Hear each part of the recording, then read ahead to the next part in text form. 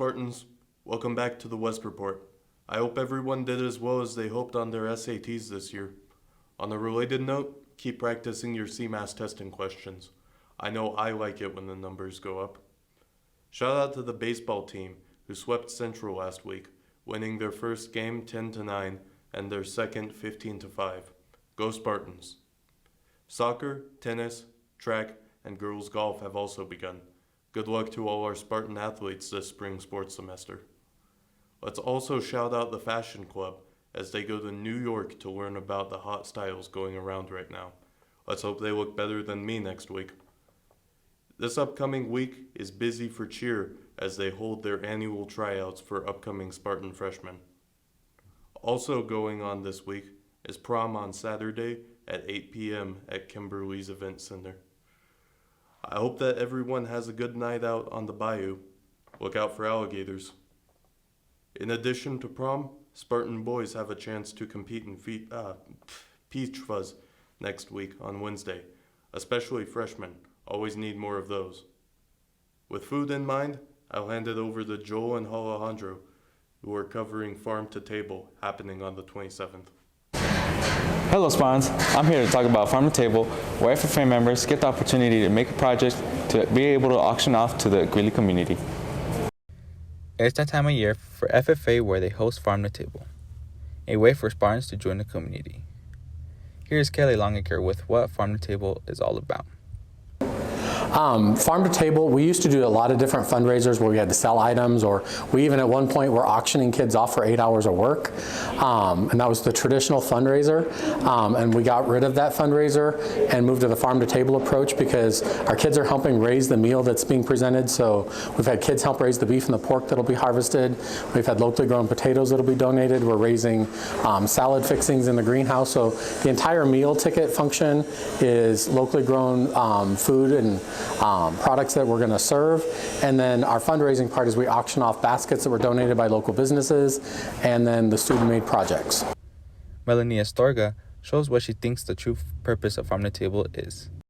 I think the real purpose of Farm to Table is to get adolescents to really participate in something that goes out to the community. Working on these projects is kind of like a self-responsible project that demonstrates a lot of leadership, and I feel like it's a really good leadership building practice for these students. Desiderio Nava touches on what Farm to Table means to him. What does it mean to me? I think it's pretty cool. It gives me the opportunity to work with my friends before we kind of go our separate ways. I mean, we're still going to be friends, but it means a lot. Aiden Dattery expresses what he is most excited about for this year's Farm to Table.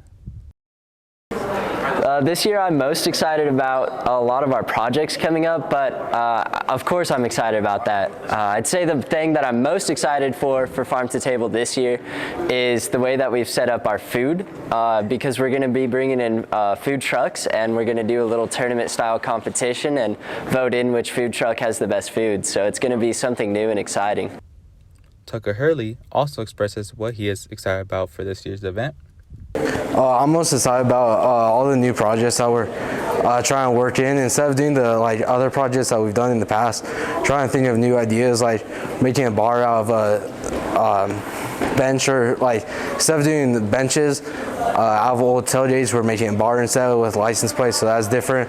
Trying to make it a little bit smaller fire pit, we're doing that, and we're making different coffee tables with horseshoes included in it, so it's different projects than last year, so I'm most excited about that. Kelly Longacre tells us about the tradition of Farm to Table. Returning back to some of our normal traditions, we're actually going to be here at Greeley West and not at an off-site location. People actually be able to sit at tables together and enjoy the meal, and then see the projects that the students created. Melanie Astorga shows what the projects mean to her. For me, these projects are kind of like a form of self-expression. I really like to paint, and I feel like through these projects I also get to express who I am as an artist, but I also get to express my love for giving back to the community as well. Make sure to attend Farm to Table the 27th of this month, as these Spartans have worked hard. This is Joel Soto with the West Report. Wish I had a sense of community like that. We at the newsroom just shout at each other all day. Well, that and monitoring the halls. Cole's there, asking Spartans about the spring weather coming up. My name is Cole Bartels, and today we take to the streets of Greeley West High School. Let's see what we see. So, what are you looking forward to with the warm weather coming up? Well, this warm weather coming up, you know we all love it. We love the sun, the rays, the sunny D, feel me? Yeah. So, I'm looking forward to like chopping it up with the homies. With the homies? Hanging out with the boys, you feel me? Talking with them, Yeah, getting that vitamin D? Yeah. All right, thank you, man, thank you. So, what are you looking forward to this spring with the weather warming up? I'm just trying not to get caught up with all my girlfriends. Relatable. All right, what are you looking forward to with spring coming up? Spring coming up. Well, I do have some friends down in Denver, so I'm gonna hit up Florida around Wednesday. Come back around mid-March, so yeah. Full sense, not half sense though. Full sense, yeah. Full sense. Yeah. What about you? Oh, you know, same, bro. Same? Yeah. As in? You know, three-quarter sense, not full. Three-quarter sense, not full? Not half, just. Oh, you waiting for summer? Oh, yeah. Oh, he's waiting for summer. Yeah.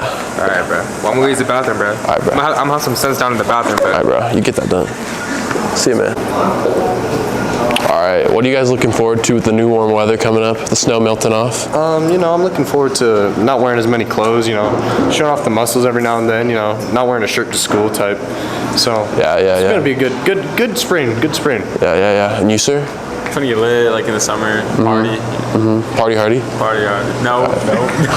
Yeah, I'm looking forward to flying down the freeways with the windows down. Yeah. And then football, but I will miss doing burnouts in the snow. Yeah. Spin the block in the ops. Yeah. Well, he said, you know, go down the highway with the windows down. What Eric said, you know, show up to school like without a shirt on and stuff like that. Show off the muscles, you know, not to wear as much clothes. Nice. Scandalous. Speaking of warmer weather, Alejandro's in the field covering the Spartan Invitational for girls tennis. For those of you that don't know, today's the 10th annual Greeley West Invitational for tennis. We're out here on this windy day to see how the teams are doing. With the Invitational, we were able to hear from Coach Ryan Pace touchdown on the results that the team had during the tournament. Yeah, like I said, very competitive tournament. I was really proud of our team and where they competed at. Especially, I was just talking with you guys about, we have, of our 11 that played, 9 of them were freshmen or sophomores, so a very young group. We had some Piper Clancy at #1 singles.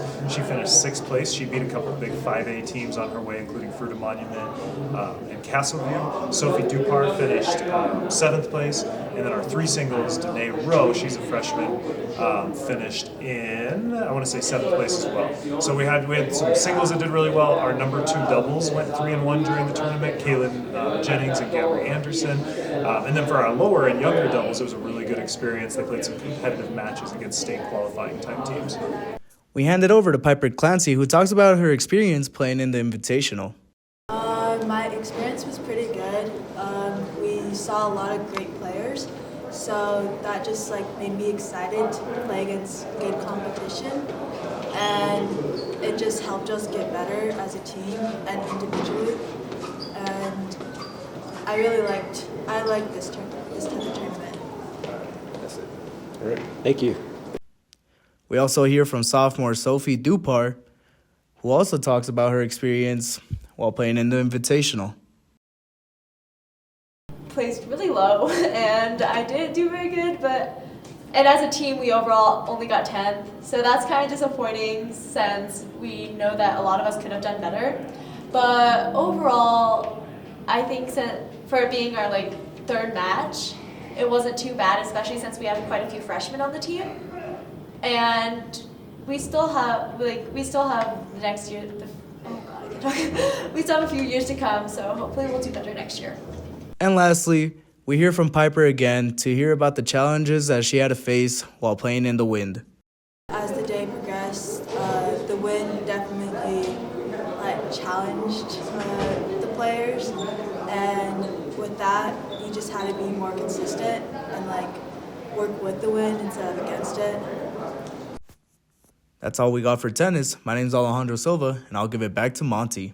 Thanks for tuning in to this week's West Report. This is Monte Finley with the West Report, signing out. Happy trails.